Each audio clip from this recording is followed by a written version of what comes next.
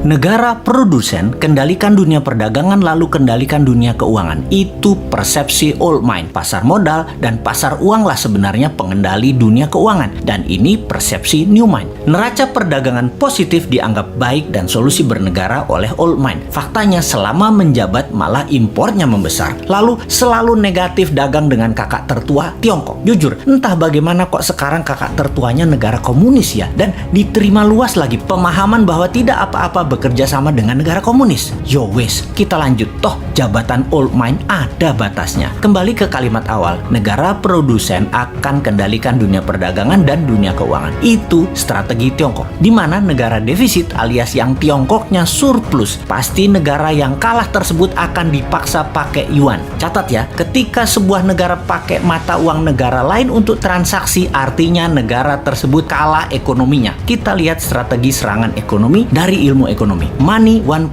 adalah uang hanya sebagai alat bayar pelancar transaksi. Kemudian uang menjadi alat modal yang disebut money 2.0.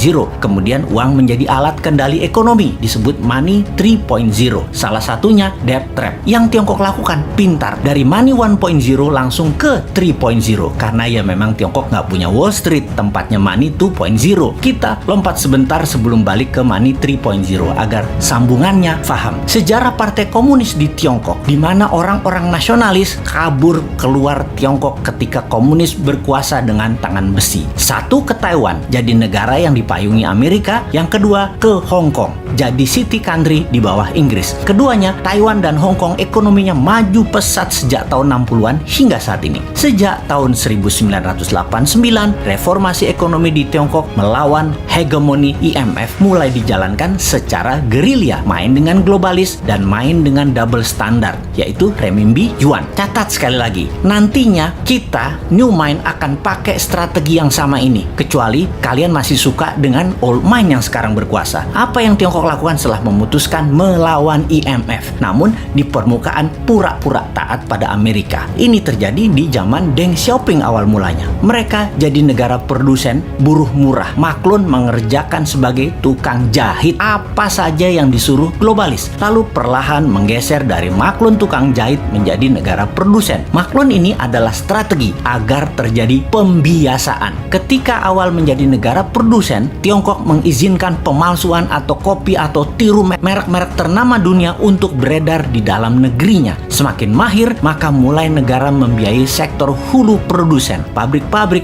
dengan uang renminbi yang uang tersebut tidak boleh beredar di luar negeri, hanya boleh beredar di Tiongkok. Inilah awal tahun 90-an mereka lakukan ini semua secara masif, secara gila-gilaan. Apa saja dibangun. Dan setelah menjadi pengendali produksi, mulai ekspansi di tahun 2013 dengan strategi BRI, yaitu Belt Road Initiative. Perlu banyak negara yang harus dikendalikan oleh Tiongkok. Perlu banyak negara yang penduduknya lapar dan pemimpinnya lemah agar mudah dikendalikan agar membeli barang-barang Tiongkok dan menggunakan mata uang Tiongkok. Awalnya dengan memberi pinjaman, namun bukan uang tetapi barang, seperti jalanan dibangunin. Pokoknya jadi barang. Jembatan dibangun jadi barang, pelabuhan, bandara, jaringan kereta api yang semuanya punya kesamaan, yaitu pelancar jalur angkutan barang guna menciptakan ketergantungan terhadap produk Tiongkok dan kelancaran distribusi barang. Kemudian kendali atas pasar yang kebetulan semua bergeser ke digital. Jadi strateginya adalah beli dan ambil semua jaringan marketplace milik pengusaha lokal sebuah negara agar isi produknya adalah barang-barang buatan Tiongkok. Begitu sudah tercapai ketiganya, maka tahap keempat, mata uang Tiongkok dipakai sebagai alat transaksi. Pertama, sebatas transaksi dua negara. Nanti tahap kelima sampai ke pasar-pasar tradisional bisa pakai yuan. Ingat, ketika keluar negeri, yuan yang disebut. Itu membedakan asal uang itu. Walau kalau ditanya di Tiongkok, bagi mereka sama itu yuan atau renminbi. Namun kita pahamlah, kita kan ngerti bernegara, ngerti bagaimana Tiongkok bermain dan ngerti cara memainkannya. Sayang aja masih sedikit yang percaya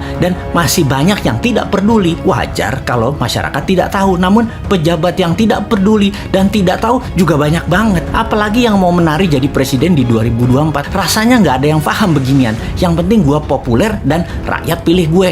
Lihat aja daftar 10 orang yang katanya calon presiden di lembaga survei. Kita review satu persatu. Paham nggak bernegara ala Tiongkok dan Amerika? Rasanya kagak ya. New mind beda. Kita paham dan strateginya bukan ikut mengikuti keduanya, namun punya strategi sendiri untuk main 3 kaki awalnya dan menyalip di tikungan di tahun 2030 menjadi 3 besar dunia dan di 2045 menjadi negara superpower. Kalau hanya naik 7% setahun dan faktanya 5% pertumbuhan ekonominya, mimpi jadikan Indonesia negara superpower. Buktinya sekarang aja pakai yuan dagangnya, harusnya pakai rupiah. Bos, itu artinya kalian old mind geblek bernegaranya.